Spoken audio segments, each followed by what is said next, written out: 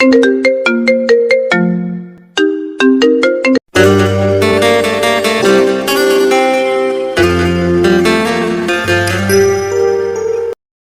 নতুন ভালোবাসার গল্প পেতে আমাদের চ্যানেলটি সাবস্ক্রাইব করে পাশে থাকা বেল আইকনে ক্লিক করুন।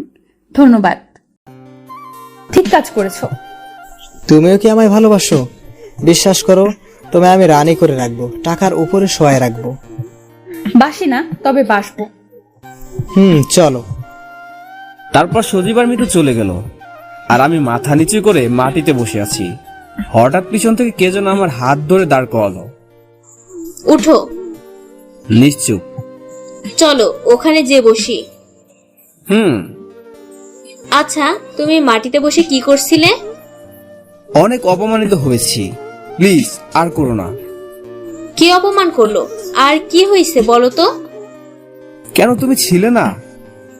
না, আমি তো হেড স্যারের রুমে ছিলাম। সজীব প্ল্যান করে আমায় ফাঁসিয়েছে। বড়লোক বলে ওর এত অহংকার। যার টাকা আছে তার কাছে পুরো দুনিয়াটাই আছে। আমার বিশ্বাস মিঠু একদিন ঠিক তার ভুলটা বুঝতে পারবে। তুমি এত অত্যাচার সহ্য করে কেনই কলেজে পড়ে আছো? অনেক কষ্টে টাকা রোজগার করে এখানে অ্যাডমিশন পাইছি। অন্য কলেজে অ্যাডমিশন নেওয়ার মতো আর কিছু নেই, তাই। আমার সাথে চলো। তুমি আবার কোথায় যাবে? ও, তোমায় তো বলা হয়নি, আমার আব্বু এই শহরের নামকরা কলেজে অ্যাডমিশন নিয়েছে, আর ওখানে যাচ্ছি। ও, কিন্তু যেতে মন চাচ্ছে না। কেন? তোমার জন্য। আমার জন্য কেন? ওটা তুমি বুঝবে না। ও, আরিয়ান, তোমায় একটা কথা বলার ছিল। হ্যাঁ বলো। কেমনে যে বলি, না থাক, পরে বলবো। আচ্ছা, এখন আমায় বাসায় যেতে হবে। আচ্ছা, ভালো থেকো আর নিজের খেয়াল রেখো। তুমিও। তারপর ক্লাস শেষ করে বাসায় চলে আসলাম। দুপুরে গোসল করে খাওয়া দাওয়া শেষ করে কাজের নাম করে বের হলাম। কিছু একটা কাজ তো করতেই হবে, যে করে হোক। অনেক খোঁজার পর একটা ছোটখাটো কাজ পেলাম। এভাবেই দিন কাটতে লাগলো। পরীক্ষার সময় হয়ে আসলো। পরীক্ষার ফি লাগবে 2000 টাকা, কিন্তু এত টাকা আমি কোথায় পাবো? আম্মুকে এসে বললাম। এত টাকা কই পাবি? সেটাই তো ভাবছি, কোথা থেকে আনবো এত টাকা। একটু বস, আমি আসছি। যে করে হোক টাকা আমার জোগাড় করতেই হবে, কিন্তু কি করে? এই নিয়ে বাবা। কি আম্মু এগুলো? এতে আমার কিছু গহনা আছে, এটা বাজারে বিক্রি করলে তোর পরীক্ষার ফি বেরিয়ে আসবে। কি বলছো আম্মু? এটা আমি করতে পারবো না। কেন পারবি না? এটাকে আমি কিছুতে বিক্রি করতে পারবো না। আরে পাগল, তোর আব্বু তো এখন নেই, আর তাছাড়া তুই যখন আর্মি হবি অনেক টাকা জমাবি, তখন আবার আমায় কিনে দিস। কিন্তু আম্মু। আর কোনো কিন্তু না। আর তখন যদি আমি না থাকি তাহলে তোর বউকে দিবি, তোর বউয়ের জন্যই এটা রাখা। আমার লক্ষ্যে আম্মু। এবার এটা বাজারে বিক্রি করে টাকা নিয়ে কলেজে যা। আচ্ছা আম্মু, আসি। তারপর আম্মুর গহনা নিয়ে বাজারে চলে আসলাম, কিন্তু আমার মন কিছুতেই মানে না। যখনই আব্বুর কথা মনে হতো তখন এটা দেখতো, আর আমি সেটাকে বিক্রি করছি। ছি, এ আমি কি করছি? কিন্তু আম্মুর স্বপ্নকে পূরণ করতে হবে, আবার এদিকে গহনা। কি করি? তখন মাথায় একটা বুদ্ধি আসলো। দোকানদার আঙ্কেল। হ্যাঁ, কি চাই? এই গহনাটা আমি বন্ধক রাখতে চাই। দেখি। আমি দোকানদারের হাতে দিলাম। হ্যাঁ, কত টাকা নিতে চাও? মাত্র 2000 টাকা। আর এটা আপনার কাছে আমানত রাখলাম, আমি টাকা শোধ করে নিয়ে যাব। আচ্ছা ঠিক আছে। তারপর টাকা নিয়ে সেখান থেকে কলেজে চলে আসলাম। কলেজে এসে দেখি সবাই এক জায়গায় বসে আছে। আমি সেদিকে চোখ না দিয়ে সামনে হাঁটতে লাগলাম। হঠাৎ পিছন থেকে মিঠু ডাকলো। এই ছোট লোকের বাচ্চা। জি বলেন। কি রে, পরীক্ষার ফি দিতে আসছিস? হ্যাঁ। এত টাকা তুই কই পেলি? নিশ্চয়ই কোথাও থেকে চুরি করছিস। মুখ সামলে কথা বলবেন। কি, তুই আমাকে ধমক দিস? আমাকে? তোর সাহস কত বড়, একজন ছোট লোক হয়ে আমায় ধমক দিস? আমরা গরিব হতে পারি কিন্তু চোর না। চোরের আবার বড় বড় কথা। দেখেন, আপনারা বড় লোক, আপনারা কেন গরিব ছেলের সাথে লাগেন? তোকে দেখলে আমার গা জ্বলে, মাথায় রক্ত উঠে। সামনে হাসপাতাল আছে, সেখানে গিয়ে রক্তদান করেন, তাহলে আর মাথায় রক্ত উঠবে না। আমার কথা শুনে মিতু অবাক। আমি এমন কথা বলবো ও ভাবতে পারেনি। বাবার হোটেলে বসে খেয়ে যে রক্ত বেশি হয়ে গেছে। তারপর আমি সোজা হেঁটে স্যারের রুমে গেলাম। আসতে পারি স্যার? হ্যাঁ, এসো। স্যার, আমার পরীক্ষার ফি। নাম বলো। তখন কোথা থেকে মিতু হাজির হয়ে চিল্লাতে লাগলো। বাবা, ওই ছোট লোকের বাচ্চাকে পরীক্ষার সিট দিবা না। কেন মা, কি হয়েছে? ও 1 নাম্বারের বাজে ছেলে। ও পরীক্ষার হলে আমাদের অনেক কিছু করার হুমকি দিছে। না স্যার, আমি ওদের কিছু বলিনি, বিশ্বাস করেন। আই, তোমরা কই? স্যারকে সব বলো। তখন আমার ক্লাসের সব ছাত্রছাত্রীরা এসে বলল, হ্যাঁ স্যার, ওই 1 নাম্বার বাজে ছেলে, ক্লাসে সবসময় আমাদের ডিস্টার্ব করে। আরিয়ান, কি শুনছি? স্যার, এরা মিথ্যা বলছে, আমি কিছু করিনি। কি বলতে চাচ্ছ? তোমার ক্লাসমেটরা তোমার বিরুদ্ধে মিথ্যা অভিযোগ দিবে? আমার আর কোনো কথাই বলার নেই। তোমার সিট ক্যান্সেল। প্লিজ স্যার, এমন করবেন না, আমি খুব কষ্ট করে টাকা আনছি। স্যারের কথা শুনে সবাই হাসতে হাসতে বাইরে চলে গেল। প্লিজ স্যার, বোঝার চেষ্টা করেন, আমি আমার মায়ের গহনা বন্ধক রেখে এই টাকা আনছি। প্লিজ স্যার, আমার মায়ের আশাকে ভাঙবেন না প্লিজ। তোমার মায়ের আশা রাখতে সিট দিতে পারি, তবে এক শর্তে। সব শর্ত মানতে রাজি স্যার। তুমি একাই এক রুমে পরীক্ষা দিবে। Okay sir. আমার সাথে এসো। তারপর স্যার আমায় নিয়ে আমার ক্লাসে গেল। সবাই ভাবছে হয়তো আমার পরীক্ষা দিতে না দিয়ে কলেজ থেকে বের করে দিবে, তাই সবাই খুব খুশি। আমি আরিয়ানকে সিট দিয়েছি, তবে দুটো শর্তে। তারপর মিতু দাঁড়িয়ে গেল। বাবা, এ কি বলছো? হ্যাঁ মা, ঠিকই বলছি। প্রথম শর্ত হলো সে একাই একটা রুমে পরীক্ষা দিবে, আর দ্বিতীয় হলো সে যদি আমার মেয়ে মিতুর চেয়ে বেশি নম্বর না উঠাতে পারে তাহলে তাকে কলেজ থেকে বের করে দেওয়া হবে, আর যদি পারে তাহলে প্রথম পুরস্কার আরিয়ানের হাতে দেওয়া হবে। আরিয়ান, তুমি কি রাজি? স্যার, আমি ফার্স্ট হতে চাই না, আমি শুধু পরীক্ষা দিতে চাই। না, তোমায় ফার্স্ট হতে হবে, নয়তো তোমার খাতা বাদ দেওয়া হবে। আমি রাজি স্যার। তারপর ক্লাস শেষ করে বাসায় আসতে লাগলাম। তখন মিতু পথ আটকালো।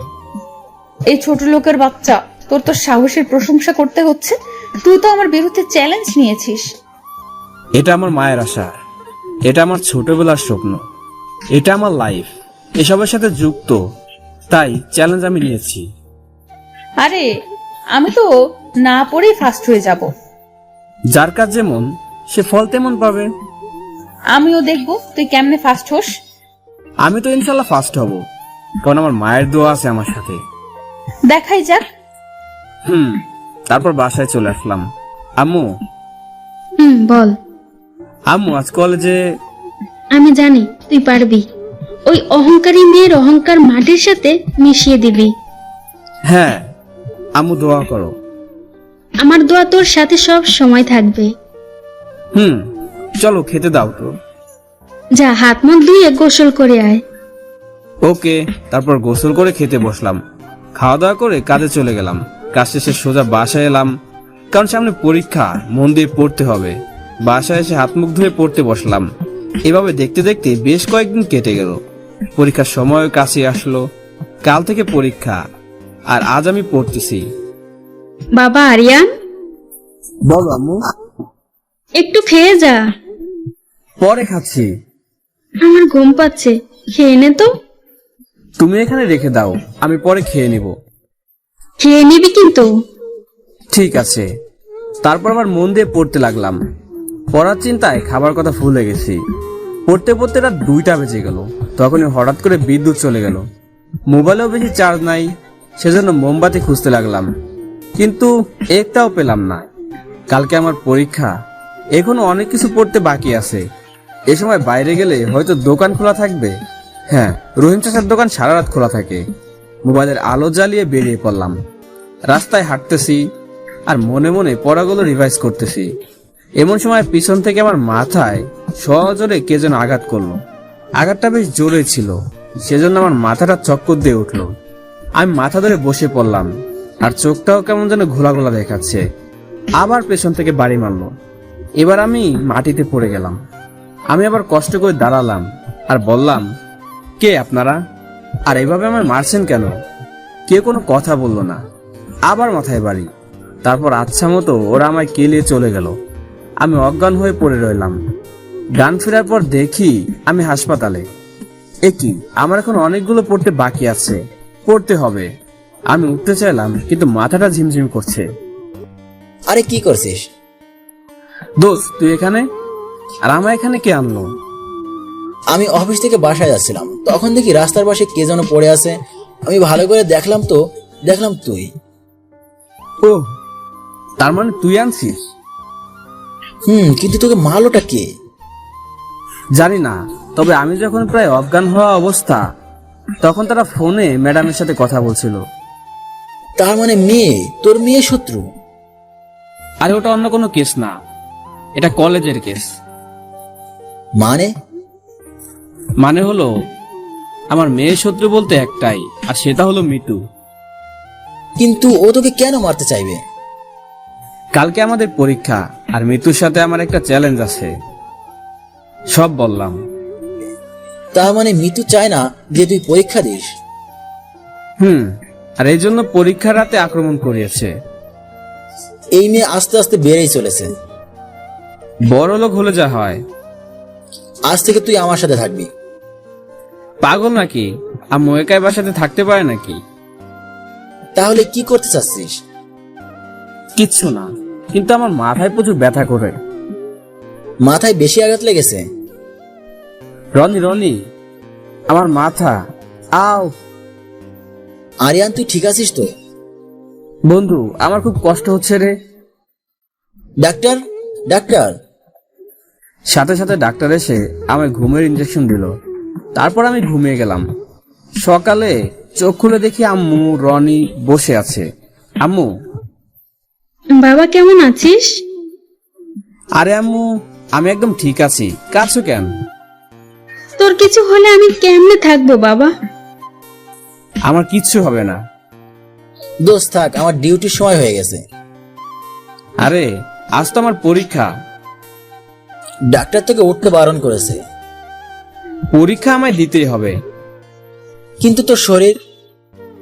বললাম তো আমার কিচ্ছু হয়নি। একটু খেয়ে যা। আম্মু সময় নাই, পরে খাবো। রনি, চল। আমায় একটু কলেজে পৌঁছে দিবি? চল। আম্মু আমি গেলাম, দোয়া করো। তারপর রনির সাথে বের হলাম। হাতে পায়ে মাথায় ব্যান্ডেজ। এ অবস্থায় পরীক্ষা দিতে যাচ্ছি। রনি শার্ট খুলে আমায় দিল। এটা পরে নে। ধন্যবাদ বন্ধু, বাই। সাবধানে যাস। ওকে। পরীক্ষার ঘন্টা বেজে গেল। আমি দৌড়ে হেড স্যারের কাছে গেলাম। আপনারা হয়তো ভাবছেন বোর্ড পরীক্ষা কলেজে কেন? আসলে আমাদের কলেজেই বোর্ড। তারপর সোজা স্যারের কাছে চলে গেলাম। মাই কামিং স্যার? হ্যাঁ আসো। আর তোমার মাথায় ব্যান্ডেজ কেন? স্যার ওসব পরে শুনেন, আগে পরীক্ষার ব্যবস্থা করেন। ওকে। ধন্যবাদ স্যার। তারপর স্যার আরো 3 জন স্যারকে ডাকলো, আর আমার সাথে একটা আলাদা রুমে পাঠালো। আমি খাতা পাওয়া মাত্র লেখা শুরু করলাম। যাক, প্রথম পরীক্ষা ভালো মতোই হয়েছে। পরীক্ষার সময় শেষ। আরিয়ান, এবার বলো কি হয়েছে? আসলে স্যার, একজন চায় না আমি পরীক্ষা দেই আর ফার্স্ট হই, সেজন্য এই অবস্থা। কে সেটা? শুধু নাম বলো। নিশ্চয়ই আমার মেয়ে মিতু। আরে স্যার না, আপনার মেয়ে তো খুব ভালো। তাহলে বলো। স্যার ছাড়েন না সব কথা। আচ্ছা ঠিক আছে। স্যার আমি গেলাম। আর একটা কথা, বলো। আমি পরীক্ষা দিছি এটা কাউকে বলবেন না প্লিজ। কিন্তু কেন? প্লিজ স্যার, এইটুকু করবেন প্লিজ।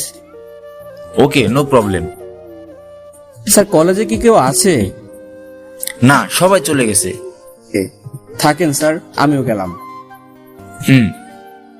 তারপর কলেজ থেকে বের হলাম, কিন্তু মাথাটা আবার কেমন যেন করতে লাগলো।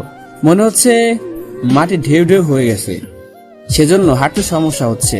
তাই একটা দোকানে বসে পড়লাম। তখনই রনি এসে হাজির। ওই, তুই একা একা কেন আসতে গেলি? আরে পেরে যেতাম। কতবার তুই জানা আছে, এবার আমার কলার ধর। তারপর রনির গাড়িতে করে বাসায় চলে আসলাম। কেমন পরীক্ষা হলো বন্ধু?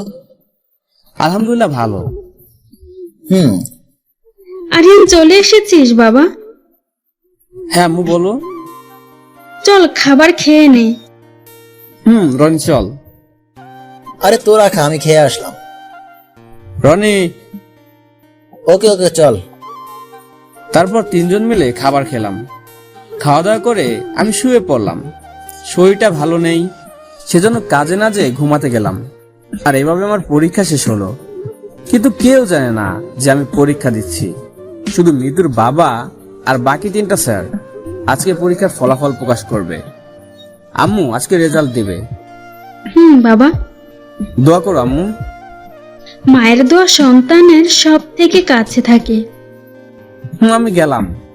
আম্মু আমার মাথা নেড়ে বলল, ভালো হয়ে যাস বাবা। ঠিক আছে। তারপর চলে গেলাম কলেজে। বাইরে থেকে দেখলাম কলেজে সবাই পৌঁছে গেছে, কিন্তু মিতু কোথায়? ভালো করে দেখলাম মিতু তার বন্ধুদের নিয়ে মজা করতেছে। সুন্দর করে সাজানো হয়েছে মঞ্চ, আর মঞ্চের সামনে টেবিলে চেয়ার দেয়া আছে। আমি যে সবার শেষে বসলাম আর স্যারের বক্তব্য শুনতে লাগলাম। হঠাৎ মিতুর কণ্ঠ পেলাম। কি রে ছোট লোক, টিসি নিতে আসছিস? বলেছিলাম না আমার সাথে চ্যালেঞ্জ ধরিস না, পারবি না। আজ থেকে এই কলেজে যেন তোকে আর না দেখি। যদি দেখতে পাই তাহলে তোকে খুন করব। জীবন দেওয়া নেওয়ার মালিক একমাত্র আল্লাহ, আর তাকে ছাড়া আর কাউকে ভয় পায় না। বাবা, এখন তোর মুখ দিয়ে ডায়লগ বের হচ্ছে? এটা ডায়লগ না, এটা সত্যি। তোর কিন্তু কি করবেন? মারবেন? অপমান করবেন? করেন। স্যার বক্তব্য দিচ্ছিল, এমন সময় আমি তো দাঁড়িয়ে বলল, স্যার এই ছোট লোকটা আমায় খারাপ খারাপ কথা বলতেছে আর গায়েও হাত দিচ্ছে। এই যে মিস, এটা করে আমার না, আপনারও সম্মান নষ্ট হলো। দেখেন আমার হাত ধরে টানে। আরিয়ান বাবা এদিকে এসো। তারপর স্যার বলল, মিতু, তুমি আরিয়ানকে অপমান করতে চাইছো তাই না? না, ও যা করছে তাই বলছি। ও একটা গুন্ডা, বদমাশ। তাহলে সত্যিটা নিজের চোখে আবার দেখো। এই কে আছো? ক্যামেরার ফটোসটা খুব সুন্দর করে দেখাও। তারপর বড় পর্দায় ফুটেজটা খুব বড় করে দেখালো, আর সবাই দেখে তো অবাক। মিতু তো একবার তেলে বেগুনে জ্বলছে। দেখো এখানে কে অপমানিত হলো, তুমি নাকি আরিয়ান? মিতু, নিজেকে নিয়ে এত অহংকার করো না। মিতু শুধু বেগুনের মতো ফুলতাছে। তাহলে এবার আসল কথা আসা যাক। সবাই একদম নিশ্চুপ। কার কথা বলবে স্যার? কে হবে ফার্স্ট? সব থেকে বেশি নম্বর পেয়ে ফার্স্ট হয়েছে। সবাই তো হা করে তাকিয়ে আছে। কার কথা বলে? স্যার শুধু মিতুর দিকে তাকাচ্ছে। আমার হার্টবিট বেড়ে গেল। কি সবাই অবাক হলে? এখন আরো অবাক হবে, কারণ আমাদের কলেজের প্রথম হয়েছে আরিয়ান। আমার নামটা শোনা মাত্রই আমার গা শিউরে উঠলো। আমি তো বিশ্বাসই করতে পারছি না। আমি মিতুর দিকে তাকিয়ে দেখি মিতু একদম লাল টমেটো হয়ে গেছে। আরিয়ান, তুমি আমাদের কাছে এসো। আমি উঠে যেতে লাগলাম, তখন মিতু, এই ছোট লোকের বাচ্চা, কেমন করে করলি এটা? নিশ্চয়ই নকল করছিস। মুখ সামলে কথা বলবেন। কি? আমার মুখের উপর কথা বলিস? দাঁড়া। মিতু, কি হচ্ছে কি? বাবি তুমি চুপ করো। এই ছোট লোক, বল কি করে করছিস? মন দিয়ে পড়াশোনা করেছি, নাকি আপনার মতো কাউকে আহত করব নাকি? কি বললি তুই? কি বললি? আমি তোকে আহত করছি? আমি কখনো বলিনি যে আপনি আমায় আহত করেছেন। আমি শুধু বলেছি কাউকে আহত করে। তার মানে এটা পরিষ্কার আপনি আমায় আহত করেছেন। ঠিক। ওই ছোট লোক, কি বলতে চাস তুই? হ্যাঁ দেখেন, এখানে অনেক লোকজন আছে। আমি প্র্যাকটিক্যাল দেখাতে গেলে আপনারই মান যাবে, আমার না। তুই কিন্তু বাড়াবাড়ি করছিস। কোনো বাড়াবাড়ি করিনি। মিতু, কি হচ্ছে? ওকে আসতে দাও। না, দিব না। ও কি করে করলো এসব? আবার এটা নয় তো যে ছোট লোকের বাচ্চাকে ফার্স্ট করানোর জন্য তুমি টাকা খেয়েছো? মিতু, তো এত বড় সাহস, তুই আমার চোর মারিস? হ্যাঁ মারি। আরেকবার কোনো স্যারকে নিয়ে আজে বাজে কথা বললে আমি আবারও কি হাল করি। উনি আপনার বাবা হন, আর মেয়ে হয়ে বাবার সম্পর্কে এমন বাজে কথা বলতে লজ্জা করে না? তোর সাহস কি করে হয় আমাদের ফ্যামিলির মধ্যে নাক গলানোর? ওহ সরি, আপনি তো আবার না থাক। শুধু বসে বসে কি দেখছো? এই ছোট লোককে আচ্ছা মতন শিক্ষা দাও। আপনার এই লোভী সজীব আমার আর কিছু করতে পারবে না। আপনার এই লোভী সজীব আমার আর কিছু করতে পারবে না। মিতু, এবার কিন্তু বেশি হচ্ছে। এই ছোট লোকের বাচ্চা, আজকের অপমানের প্রতিশোধ আমি নিবই। তোকে আমার গোলাম বানিয়ে ছাড়বো। তারপর চোখ রাঙিয়ে চলে গেল। আমি স্যারের কাছে গেলাম। মার মেয়ের কথায় রাগ করো না। আরে স্যার কি বলছেন? সোজা হয়ে দাঁড়াও আর তোমার উপহার নাও। তারপর সবাই মিলে হাতে ছোট্ট একটা উপহার দিল। দেখতে যতই ছোট হোক না কেন আমার কাছে অনেক বড়। তোমার জন্য দোয়া রইল বাবা, এগিয়ে যাও। ধন্যবাদ স্যার। তারপর আমি প্রাইজ নিয়ে দৌড় দিয়ে বাসার দিকে গেলাম। আজকে আমার আনন্দে বুকটা ভরে গেল। আজ আমি আমার মায়ের স্বপ্নের একাংশ পূরণ করতে পারলাম। মনের খুশিতে গাড়িও লাগলো না, দৌড়ে বাসায় চলে আসলাম। আর খুশি মুখ নিয়ে দরজার সামনে এসে আমার মন ভরা দুঃখ পেলাম। দরজায় তালা লাগানো। আমার আম্মু তো কোনোদিন কোথাও যায় না, তাহলে আজ কোথায় গেল? কোনো বিপদ হয়নি তো? ছি ছি, কি ভাবছি আমি এসব? আম্মুর আবার কিসের বিপদ হবে? তারপর আমি পাশের বাসায় গেলাম, কিন্তু সেখানেও তালা ঝুলতেছে। তারপর বাসায় গেলাম। আন্টি আন্টি, কে? আমি আরিয়ান। ও আরিয়ান, বাবা কি খবর? আমার আম্মুকে কি দেখছেন? তোমার আম্মু তো নাই। কোথায় গেছে বলতে পারবেন? তোমার মা তো অ্যাক্সিডেন্ট করেছে, তাই সবাই ওরে নিয়ে হাসপাতালে গেছে। কি? কথাটা শোনা মাত্রই আমার মাথার উপর যেন আকাশটা ভেঙে পড়লো। কি বলছেন?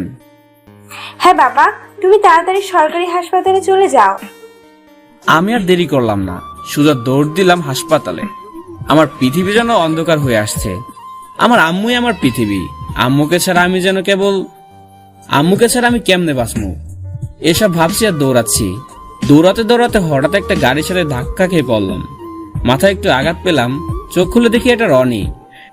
আরিয়ান, তুই ঠিক আছিস তো? হ্যাঁ ঠিক আছি। এমন পাগলের মতো কোথায় যাস? আমার সব শেষ রে বন্ধু। আমার আর কেউ রইল না। রনিকে জড়িয়ে ধরলাম। কি হয়েছে বলবি তো? আমার আম্মু। আম্মু কি হয়েছে আন্টির? তাড়াতাড়ি হাসপাতালে চল। গাড়িতে ওঠ। তারপর আমি রনির গাড়িতে করে হাসপাতালে আসলাম। হাসপাতালে এসে দৌড় দিলাম। ভিতরে যেয়ে দেখলাম আমার চাচা চাচি দাঁড়িয়ে আছে। আম্মু কই চাচা? তোর মাকে ভিতরে নিয়ে গেছে। কেমন আছে? সেটা ডাক্তার এলে বলতে পারবে। আমার মাথা ঘুরতে লাগলো। আরিয়ান, নিজেকে সামলা ভাই, কিচ্ছু হবে না। আন্টি আবার ঠিক হয়ে যাবে। আমার চোখে আর পানি আটকে রইল না। 7 বছর বয়সে যখন আব্বু মারা যায়, তখন থেকে বাবা মায়ের আদর স্নেহ দিয়েই বড় করেছেন। আমার মাকে আমি খুব ভালোবাসি। তখনই ডাক্তার বের হলো। ডাক্তার আঙ্কেল, আমার আম্মু কেমন আছেন? তোমার মায়ের অবস্থা খুবই খারাপ, অপারেশন না করলে বাঁচানো যাবে না। না প্লিজ ডাক্তার, যে করে হোক আমার আম্মুকে বাঁচান। অপারেশনের জন্য 3 লক্ষ টাকা লাগবে। 3 লক্ষ টাকা? হ্যাঁ, হাতে বেশি সময় নেই, আর মাত্র 2 ঘন্টা বাকি। এর মধ্যে যদি আপনার টাকা জমা দিতে না পারেন, তাহলে আমরা রোগীকে বাঁচাতে পারবো না। নয়তো না, আমার আম্মুর আমি কিছু হতে দিব না। তাহলে তাড়াতাড়ি টাকার ব্যবস্থা করুন। আমি টাকা আনবো। আমার কাছেও তো এত টাকা নেই, আর আমি 2 মাসের অগ্রিম বেতন নিয়ে ফেলেছি। এখন টাকা চাইলে আর দিবে না। আমার বাড়ি বেচলেও এত টাকা পাবো না। আমি যেখানে কাজ করি সেখানে চলে গেলাম। স্যার। কিরে, আজ এত তাড়াতাড়ি যে? স্যার, আমার কাছে টাকা লাগবে। ও এই কথা, টাকা যায় 500 টাকা দেবো না। স্যার, এটা দিয়ে আমার হবে না, আমার 3 লক্ষ টাকা লাগবে। পাগল নাকি রে? আমি এত টাকা কই পাবো? তা এত টাকা দিয়ে কি করবি তুই? মদ খাবি নাকি? না স্যার, আমার মা হাসপাতালে, অপারেশন না করালে বাঁচানো যাবে না, আর অপারেশন করতে গেলে 3 লক্ষ টাকা লাগবে। প্লিজ স্যার, আমার মাকে বাঁচান। কি আমি এত টাকা কই পামু? তুই জানিস তো এই দোকানের উপর দিয়ে আমার সব চলে। প্লিজ স্যার, আমি আপনার শোধ করে দিব। বোঝার চেষ্টা কর। কি আর করার, খালি হাতে ফিরে গেলাম। এভাবে আরো কয়েক জায়গায় গেলাম, কিন্তু কাজ হলো না। তবুও হাল ছাড়লাম না। 1 ঘন্টা পার হলো, একটা টাকাও জোগাড় করতে পারলাম না। ওইদিকে রনি ও তার বন্ধু স্যারদের কাছে ফোন করলো, কিন্তু কোনো কিছুতেই কাজ হলো না। আমি মন খারাপ করে ফিরে যাচ্ছি, এমন সময় মিতু ডাকলো। আয় ছোট লোক, শোন। হ্যাঁ বলুন। তুই একটু সুযোগ পেয়ে আমায় ওভাবে অপমান করলি। প্লিজ এসব এখন বাদ দেন, মন আমার ভালো নেই। কেন রে ছোট লোক? আমার আম্মু হাসপাতালে।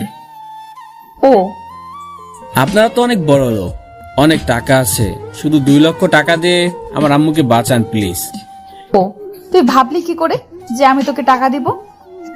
প্লিজ আপনার পা ধরছি, আপনি যেটা বলবেন আমি সেটাই করব। সত্যি তো?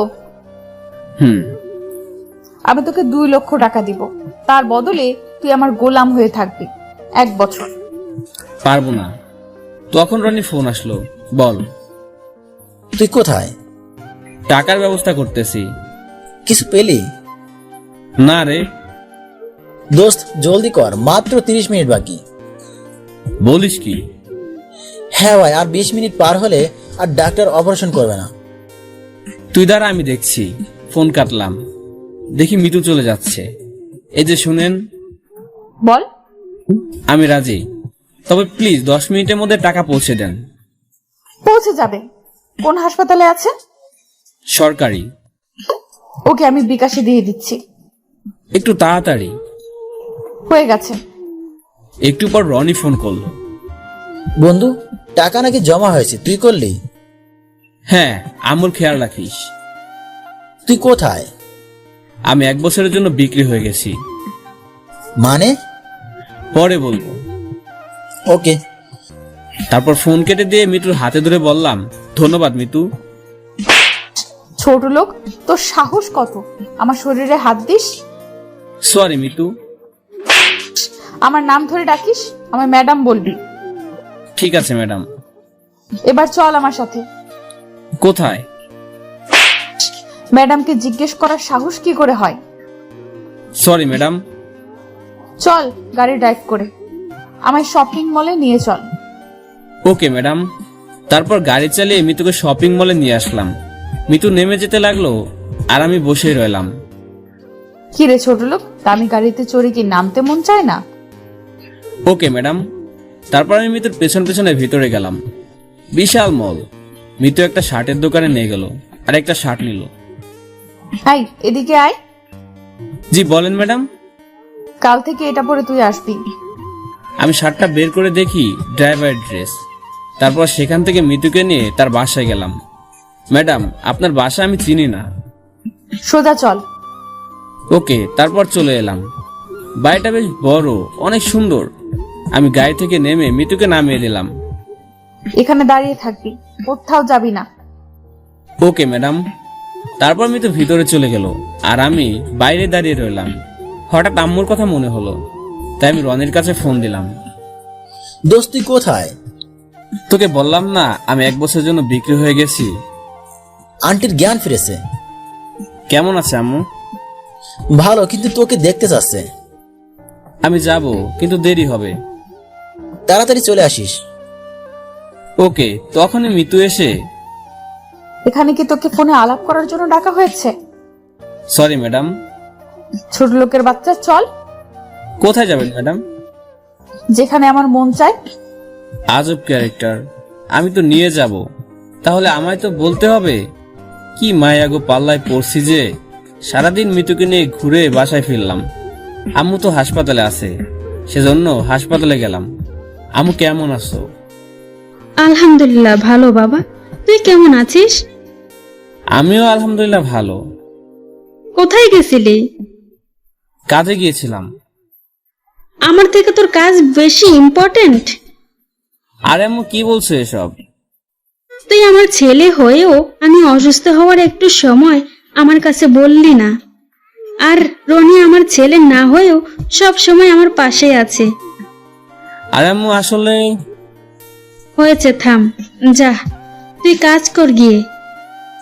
আন্টি, ও আজ না গেলে আপনার অপারেশন হতো না। আরিয়ান, একটু বাইরে আয় তো। বাইরে আসলাম, বলো। সত্যি করে বল, এত টাকা কই পেলি? কি হলো বল, কোনো অন্যায় করছিস নাকি? রনি, তোর কি আমার উপর একটুও বিশ্বাস নেই? আছে রে, অনেক আছে। তাহলে এমন কথা কেন বলছিস? তো বল। আচ্ছা ঠিক আছে, সব বললাম। কি বলছিস? হ্যাঁ, এছাড়া আমার আর কোনো পথ ছিল না। রনি আমায় জড়িয়ে ধরলো।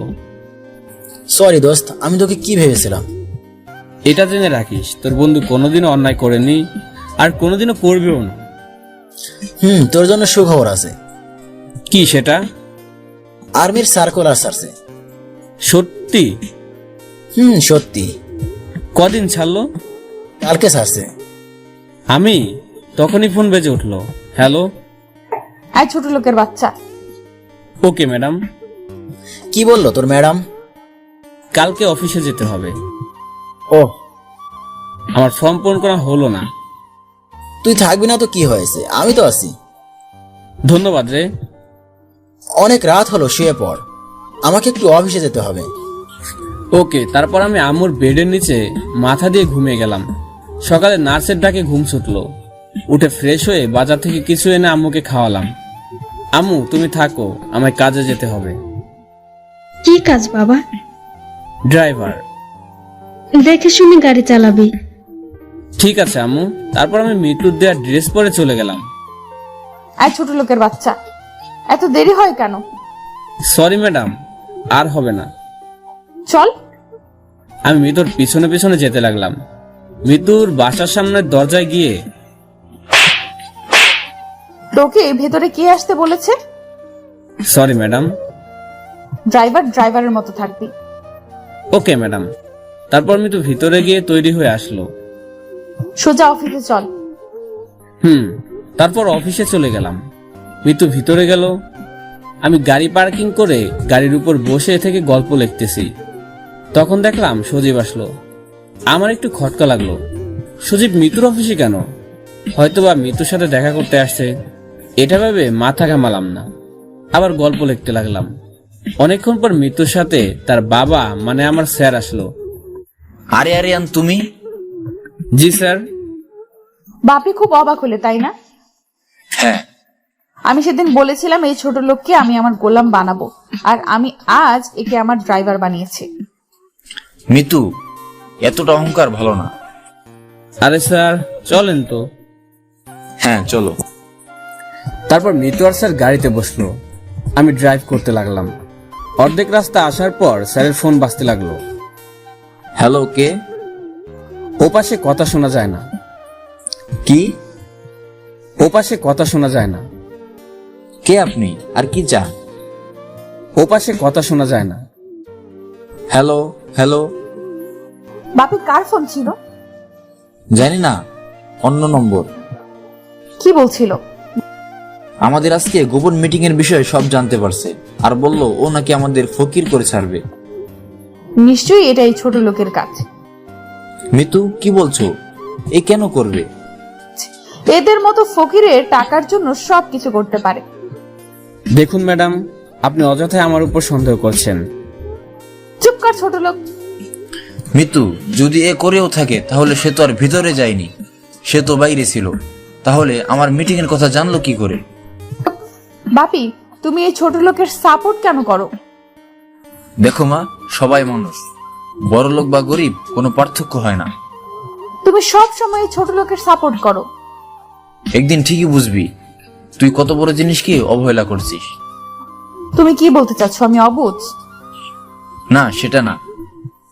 ম্যাডাম, আমি বাসায় এসে গেছি। মিতু মা, তুই বাসায় যা, আমার কিছু কাজ আছে, আমি আসছি। ওকে বাপি। মিতু চলে গেল। স্যার কোথায় যাবেন? সোজা সামনে চলো। ওদিকে তো জঙ্গল। হ্যাঁ চলো বলছি। ওকে। তারপর আমি স্যারকে নিয়ে গন্তব্যে পৌঁছালাম।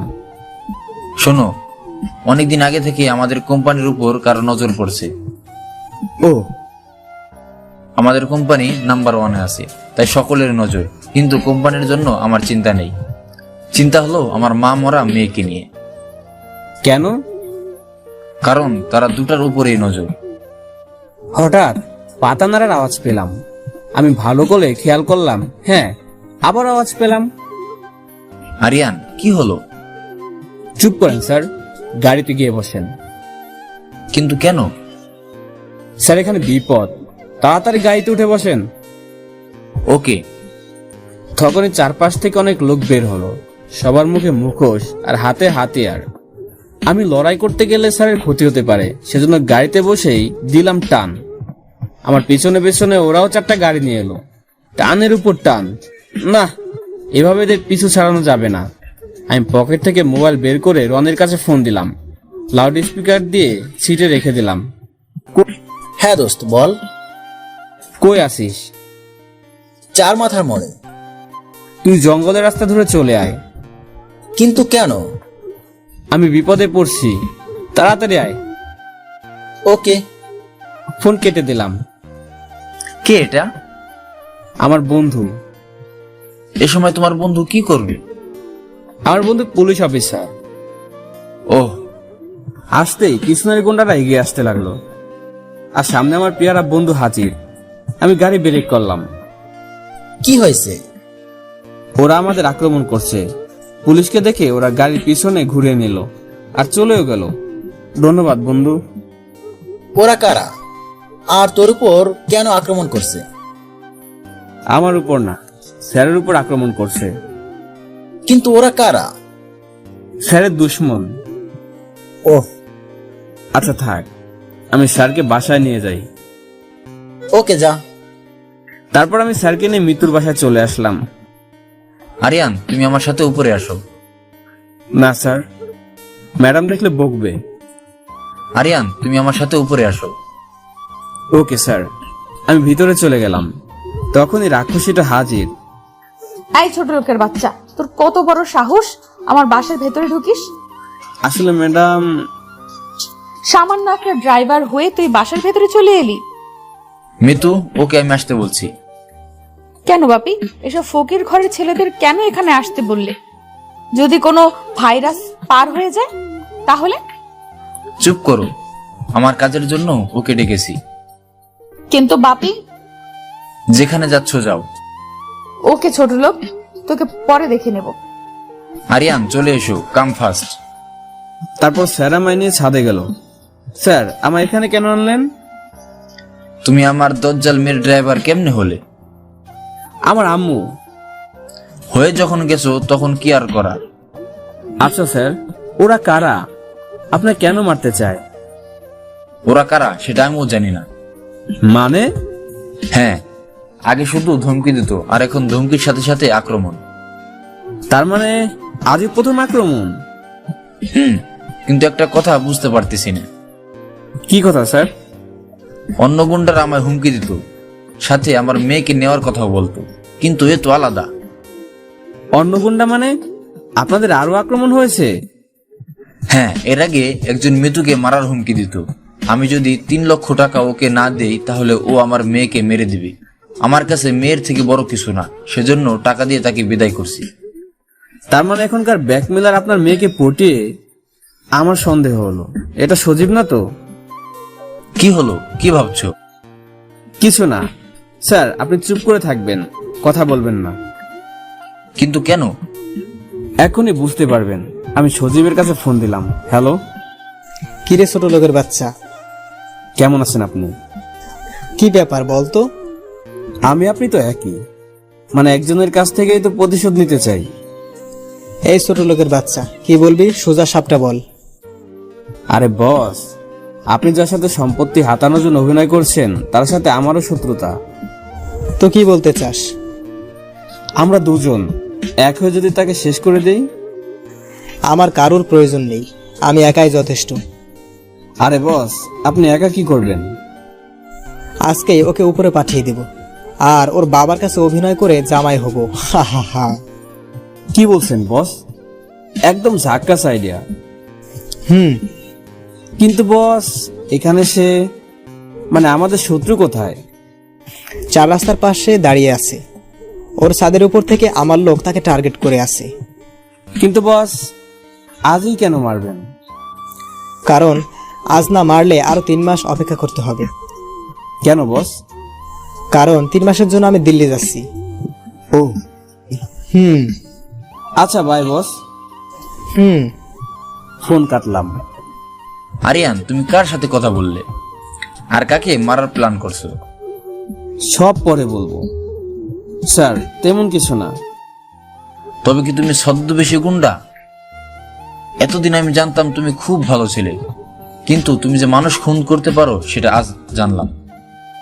স্যার, আপনি আমায় ভুল বুঝতেছেন। এতদিন ভুল বুঝে এসেছি। স্যার, আপনার মেয়ের কাছে যেতে হবে এক্ষুনি। বাই। আমি দিলাম রুল। মিতু বাসা থেকে 4 রাস্তার মোড়। মিতুর বাসা থেকে 4 রাস্তার মোড় বেশি দৌড়ে না। দৌড় গিয়ে দেখি সজীবের কথা একদম ঠিক। মিতু একা দাঁড়িয়ে আছে, আর আমি ছাদের দিকে তাকিয়ে দেখি একজন বন্দুক নিয়ে দাঁড়িয়ে আছে আর টার্গেট করতেছে মিতুর উপর। আমি ভেবেছিলাম হয়তো একজন, কিন্তু এখানে প্রতিটা ছাদে এক একজন করে দাঁড়িয়ে আছে। আমি গিয়ে মিতুর হাত ধরে সোজা দৌড় দিলাম। তখনই ঠস করে গুলির শব্দ হলো। তার মানে একজন মারলো। একটু দেরি করলেই মিতু আর শেষ হয়ে যেত। আমি মিতুকে নিয়ে অনেক দূরে এসে পড়লাম। মিতু হাত ছিটকান মেরে বলল। আমি গালে হাত দিয়ে দাঁড়িয়ে রইলাম। ছোট লোক, ফকিরের ছেলে, লুচ্চা, তোর কত বড় সাহস আমার হাত ধরিস? Sorry madam. রাখ তোর সরি, তোকে তো আমি আজ। মিতু অনেকটা রেগে গেছে। আসলে ম্যাডাম, মেয়েদের দেখলে কি থাকতে পারিস না, তাই এমন আচরণ করিস? রাস্তার ছেলে কোথাকার। না ম্যাডাম, আসলে হয়েছে কি। চুপ, তোদের মতো রাস্তার ছেলেকে আমার ভালো করে চেনা আছে। সুন্দরী মেয়ে দেখে থামতে পারে না। ডিসগাস্টিং। মিতুর এমন চেঁচামেচি শুনে পাশে থাকা পুলিশ এসে গেল। এক্সকিউজ মি ম্যাডাম, কোনো সমস্যা? হ্যাঁ, অনেক সমস্যা। এই ছোট লোকের বাচ্চা আমায় কিডন্যাপ করেছে। আর কি বলছেন আপনি? আপনি কে কে চিনেন? না, চিনি না। কিরে, মেয়েদের দেখলে কি তোদের মধ্যে ঝাঁকুনি ওঠে? আরে কি করছেন? আমি না ড্রাইভার। কি বলছে ম্যাডাম? ওসব মিথ্যা। আপনি ওকে এমন শাস্তি দিবেন যাতে ভবিষ্যতে এমন কাজ আর না করে। ম্যাডাম প্লিজ এমনটা করবেন না। আপনি আমায় অন্য শাস্তি দেন, কিন্তু প্লিজ আমার নামে ক্রিমিনাল খাতায় তুলবেন না, প্লিজ। যা, এখন বুঝ ঠেলা। তারপর পুলিশ আমায় নিয়ে চলে গেল আর আমার নামে নারী ধর্ষণ মামলা দিল। আমি পুলিশের অনেক হাত পা ধরলাম, কিন্তু শুনলো না। আমার এতদিনের স্বপ্ন এক নিমিষে শেষ হয়ে গেল। কারণ ক্রিমিনালের খাতায় নাম থাকলে সে কোনোদিন আর্মি হতে পারবে না। বুকটা কষ্টে ফেটে যাচ্ছে। জেলের ভিতরে থাকা একজন লোক এসে বলল, কি ভাই, আপনি এসেই দেখছি কান্না করতেছেন, কি হয়েছে আপনার? কিছু না। কিছু হয়নি তো এখানে কেন? আমি একজন ধর্ষক।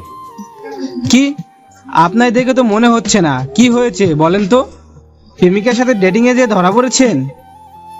না, একজনের উপকার করছি। মানে? সব বললাম। ভাইরে, আজকের দুনিয়ায় ভালো মানুষের কোনো দাম নাই। আমার এতদিনের স্বপ্ন ভেঙে গেল।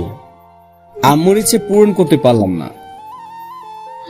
ভাই, দুঃখ কইরো না। দারোয়ান স্যার, একটু ফোন করা যাবে?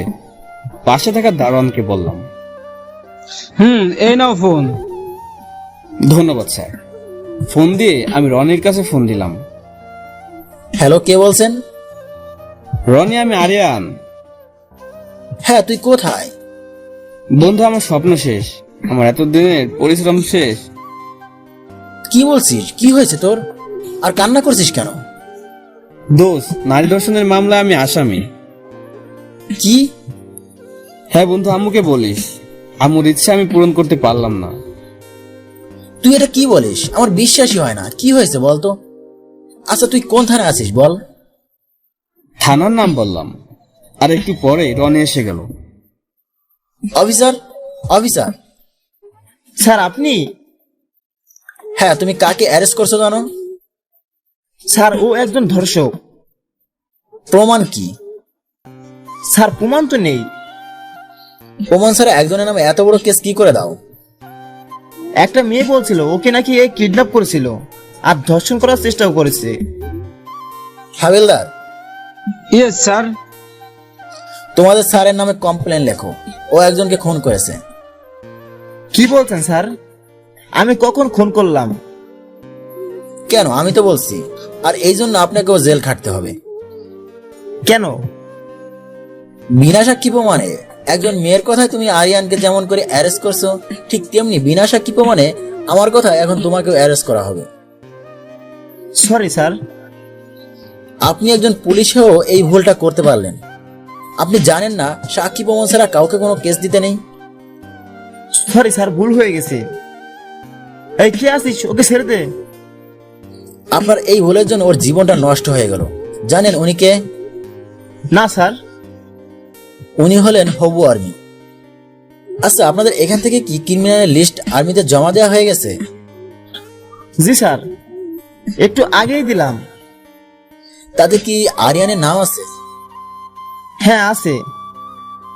সরি দোস্ত, আমি আর কিছু করতে পারলাম না। তোর নাম এখন হেড অফিস পর্যন্ত পৌঁছে গেছে। আমার বুকটা ফেটে যাচ্ছে। চল বাসায় চল। তারপর রনির গাড়িতে করে বাসার দিকে রওনা হলাম। জানিস আজ আম্মু কতটা কষ্ট পাবে? আমার খুব ইচ্ছে ছিল আমি খুব বড় আর্মি হব। যা হওয়া তা তো হয়ে গেছে। তুই আর্মি হতে পারিসনি তো কি হয়েছে, পুলিশ হবি। তোকে কালকে থেকে জয়েন করিয়ে দিব। না রে, আর্মি যখন হতে পারলাম না তখন আর পুলিশ হয়ে লাভ কি? আরে না, সমস্যা কি? না, তখনই সামনে দেখলাম রিয়া। আরে রিয়া, এই রনি থাম। আরে আরিয়ান, তুমি? ওই রিয়া, কই যাচ্ছ? এই তো বাসায়। উঠে বসো। রনি চল। এটা কে গো? এটা আমার জানের জান বন্ধু রনি, এখনো সিঙ্গেল। তাই? তা কেমন আছো? এই আলহামদুলিল্লাহ ভালো। তুমি কেমন আছো? আমিও আলহামদুলিল্লাহ ভালো। আজকাল তো কোনো খবরই নাও না। একটু বিজি। আরিয়ান, তোমার কি হয়েছে বলো তো? তোমার মন খারাপ কেন? ওর স্বপ্ন শেষ হয়ে গেছে। মানে? একজনের উপকার করেছিলাম আর তার বদলে এটা পেলাম। কি হয়েছে খুলে বলবা? শোনো, আমার আম্মুর অ্যাক্সিডেন্ট হয় আর তার জন্য 3 লক্ষ টাকার প্রয়োজন হয়। আর তারপর কি বলছো তুমি এসব? হ্যাঁ, কারো ভালো করলে যে এমন হয় এটা আজ বুঝলাম। তো তুমি ওই ডাইনিকে বাঁচালে কেন? বাঁচানোর কোনো ইচ্ছা আমার ছিল না, কিন্তু ওর বাবার জন্য। আর বলতে হবে না, বুঝে গেছি। আমার কি হবে এখন? আমার বেঁচে থাকার আশাটাই মরে গেছে। চিন্তা করো না, সব ঠিক হয়ে যাবে। কিচ্ছু ঠিক হবে না। আল্লাহর উপর ভরসা রাখো। তারপর রিয়াকে বাসায় রেখে আমরা আমাদের বাসায় চলে গেলাম। বাসায় যেয়ে গোসল করে খাওয়া দাওয়া শেষ করে আম্মুর জন্য খাবার নিয়ে চলে আসলাম হাসপাতালে। আম্মু। বাবা আরিয়ান, তুই আইছিস? হ্যাঁ আম্মু। কেমন আছিস বাবা? আলহামদুলিল্লাহ ভালো আছি আম্মু, তুমি কেমন আছো? এই তো ভালো। তুই কি করছিস? তোকে তো আর দেখছি না। আমি ড্রাইভারের চাকরি পেয়েছি। ও, পড়ালেখা কেমন হচ্ছে বাবা? ভালো। আরিয়ান ডাক্তার ডেকে পাঠিয়েছে। আম্মু তুমি থাকো, আমি ডাক্তারের কাছে গেলাম। আচ্ছা যা। তারপর আমি আর রনি ডাক্তার আঙ্কেলের কেবিনে আসলাম। এসো আরিয়ান, এসো ইন্সপেক্টর। কি হয়েছে আঙ্কেল? বসো বলছি। বলেন। আসলে তোমার মায়ের হার্ট কমজোর হয়ে গেছে, সেজন্য তাকে খুব সাবধানে রাখবে। কোনো প্রকার আতঙ্ক তাকে লাগতে দেবে না বা বেশি উত্তেজিত করা যাবে না, এতে রোগীর প্রাণ হারানোর সম্ভাবনা আছে। কি বলছেন আঙ্কেল? হ্যাঁ বাবা, স্বামীর শোকে সে নীরবে কান্নাকাটি করত, আর স্বামীর কথা সে বলতে না পারাই তাকে আরো কষ্ট দিচ্ছে। আমার মা আর বাবার মধ্যে খুব ভালো সম্পর্ক ছিল। সবসময় তাকে হাসি খুশি রাখবে, কোনো সময় একা রাখবে না। ঠিক আছে আঙ্কেল। তোমার মাকে নিয়ে যেতে পারো। ধন্যবাদ আঙ্কেল। Most welcome. তারপর আম্মুকে বাসায় নিয়ে চলে আসলাম। আমাদের নামে দিয়ে রনি চলে গেল। এখন রান্না করতে হবে। আম্মু যেহেতু অসুস্থ তাই আমি রান্না করতেছি। বাবা, তুই কোথায় যাস? আমায় দে, আমি রান্না করি। আরে আম্মু, তুমি তো অসুস্থ। আরে কে বললো আমি অসুস্থ? আমি এখন পুরাই সুস্থ। প্রতিদিন তো তুমি রান্না করে খাও, আজ নয় আমি করলাম। আমার পাগল ছেলে। এবার লক্ষ্মী মায়ের মতো বসে থাকো। ঠিক আছে, আমার বৌমা খুব ভাগ্যবান হবে এমন ভর পেয়ে। আম্মু, এখন সব বৌমা ফৌমা বলো না তো, আমি এখন এসব করব না। আরে বাবা, একদিন না একদিন তো করবি। যখন করব তখন বইলো। আচ্ছা, আর বলবো না। তারপর রান্না শেষ করে আম্মুকে খাওয়ালাম। খাওয়া দাওয়া শেষ করে ঘুমাতে গেলাম, তখন মিতু ফোন দিল। Hello madam. কিরে, শুনলাম তুই নাকি জেল থেকে বেরিয়ে গেছিস। ভালো, খুব ভালো। কাল সকালে তাড়াতাড়ি আসবি, আমি নতুন কলেজে যাব। আচ্ছা ম্যাডাম। তারপর ঘুমিয়ে গেলাম। সকালে উঠলাম, আম্মুর জন্য ভাত রান্না করলাম। এরপর আম্মুকে ডেকে তুলে ঔষধ খাইয়ে ভাত খেতে দিলাম। আম্মু, তুমি এখন থাকো, রিমি, মিমি, রাজু, সিয়াম এরা আসবে নি, এদের সাথে খেলা করো। আমি কি ছোট শিশু যে খেলা করব? করবে, কখনো একা থাকবে না, ওকে? ঠিক আছে বাবা, ঠিক আছে। আমি গেলাম, দেরি হচ্ছে। আচ্ছা যা। তারপর তাড়াহুড়ো করে বেরিয়ে পড়লাম। মিতুর বাসায় যে গাড়ি বের করে দরজার সামনে আমি গাড়ির ভিতরে বসে থাকলাম। মিতু সোজা এসে কোনো দিক না তাকিয়ে গাড়িতে উঠে পিছনের দিকে গাড়িতে উঠে পিছনের সিটে বসলো। কোনো কলেজে যাবেন ম্যাডাম? কলেজে। Okay madam. তারপর সোজা ম্যাডামকে নিয়ে কলেজে পৌঁছে গেলাম। কলেজের ভিতরে এসে আমি গাড়ি থেকে নেমে মিতুকে নামিয়ে দিলাম। তারপর আমি গাড়ি পার্কিং করলাম। হঠাৎ মিতু ডাকলো, এই ছোট লোকের বাচ্চা। জি ম্যাডাম। এদিকে আয়। আমি মিতুর কাছে যাওয়া মাত্র আমি গালে হাত দিয়ে অবাক হয়ে তাকিয়ে থাকলাম। কলেজে সবাই আমার দিকে হা করে তাকিয়ে আছে। তোকে বলেছি না তুই ড্রাইভারের ড্রেস পরে আসবি। সরি ম্যাডাম, তাড়াহুড়ো করে আসতে লেগে ভুলে গেছি। তোকে আমি। হঠাৎ রেয়া এসে মিতুর হাত ধরে নিল। এই মিতু, কি করছিস? ছাড় আমায়, এই ছোট লোক কি আজ আমি। চল কলেজে চল। আমি মন খারাপ করে একটা গাছের নিচে বসে পড়লাম। ওইদিকে রিয়া মিতুকে নিয়ে যাচ্ছে। হঠাৎ মিতু থেমে গেল। এই, তুই ওই ছোট লোকের বাচ্চার সাপোর্ট করিস কেন? ও তোর কে হয়? হ্যাঁ, ও তোকে কি দিয়েছে? দেখ মিতু, তুই কিন্তু বাড়াবাড়ি করছিস। সত্যি বললে সবাই খারাপ। সত্যি তুই কি জানিস, আরিয়ান আমাকে না তোকে দিয়েছে, অনেক কিছু দিয়েছে। ওই ছোট লোকের বাচ্চার থেকে আমি কি নিব? হ্যাঁ, ও তো একটা ফকিরের ছেলে। দেখ মিতু, শুধু টাকা থাকলে সব দেওয়া যায় না। তুই কি বলতে চাচ্ছিস? আরিয়ান তোর নির্যাতন সহ্য করছে, কোনোদিন প্রতিবাদ করেনি। তুই এত অপমান করছিস, তবুও চুপ করে আছে। শুধু এটুকু না, তোকে বাঁচানোর জন্য নিজের জীবন বাঁচিয়ে রেখেছে, আর তুই তার এত বড় ক্ষতি করতে পারলি? কি? হ্যাঁ, সেদিক তোর হাত ধরে দৌড় দিল, কারণ চারিদিকে তোকে মারার জন্য লোক লাগানো ছিল। এরপর তোর বাবার উপর আক্রমণ হয়, সেখানেও আরিয়ান তোর বাবাকে বাঁচায়। কি বলছিস তুই? ঠিকই বলছি। বিশ্বাস না হলে তোর বাবাকে জিজ্ঞেস কর। তোদের এত অপকার করার দাম দিলি, তার স্বপ্ন ভেঙে, তার মায়ের আশা ভেঙে। মানে সেই দিন তুই মিথ্যা বলে ওকে জেলে দিয়েছিস। জানিস তারপর কি হয়েছে? কি হয়েছে? আরিয়ানকে ধর্ষণের মামলা দেয়, আর সেজন্য তার সারা জীবনের স্বপ্ন আর্মি হওয়া, সেটার রাস্তা চিরদিনের জন্য বন্ধ হয়ে গেছে। কি? হ্যাঁ, এর জন্য শুধু তুই দায়ী, শুধু তুই। এতদিন জানতাম টাকাই পৃথিবীর শ্রেষ্ঠ সম্পদ। কিন্তু তার থেকে বেশি মূল্যবান জিনিসও আছে। হ্যাঁ আছে। আমার এত অপরাধের কি ক্ষমা নেই? আরিয়ান কি আমায় ক্ষমা করবে? সেই সৃষ্ট সম্পদ দিয়েই তোকে ক্ষমা নিতে হবে। হ্যাঁ, আমি তাই করব। আমি অনেক পাপ করছি। এখানে আমি একা বসে আছি, হঠাৎ পেছন থেকে সজীব এসে আমার কলার ধরে কলেজের সামনে নিয়ে গেল আর আমায় মারতে লাগলো। আমি তো কিছু বুঝতেছি না। এটা থেকে কলেজে সবাই হাজির হলো। সজীব, কি করছো? ছাড়ো ওকে। জানো ও কি করছে? ও কিছু করেনি, সব আমি করেছি। তোমায় মারার হুমকি দিছে। কি বলছো তুমি? তাহলে শোনো এটা।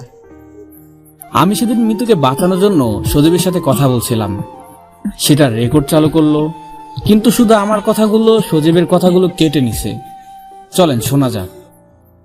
এই সজীব বস। জি, কে বলছেন? আমি যেই বলি না কেন, তোর জিএফ কে আমি টপকিয়ে দেব। কি বলছেন এসব? হ্যাঁ, আমার অনেক অত্যাচার করে। আমি কেন সহ্য করি জানিস? কেন? কারণ আমি ওর পরিবারে যেতে চাই, আর তারপর তাদের মেরে পুরো সম্পত্তির মালিক আমি হতে চাই। হা হা হা। Hello hello. এটা ছিল রেকর্ডিং, পুরোটাই বানানো। কিন্তু একটা কথা বুঝতে পারছি না, আমার হুবহু কণ্ঠ কপি করলো কেমনে? এটা পুরো মিথ্যা, আমি এসব বলিনি। ভুল ভুল। আমি তোকে ভালো মনে করে ভুল করছি। তোদের মতো ছোট লোকেরা কখনোই ভালো হয় না। ম্যাডাম বিশ্বাস করেন, এসব মিথ্যা। চুপ কর ছোট লোকের বাচ্চা।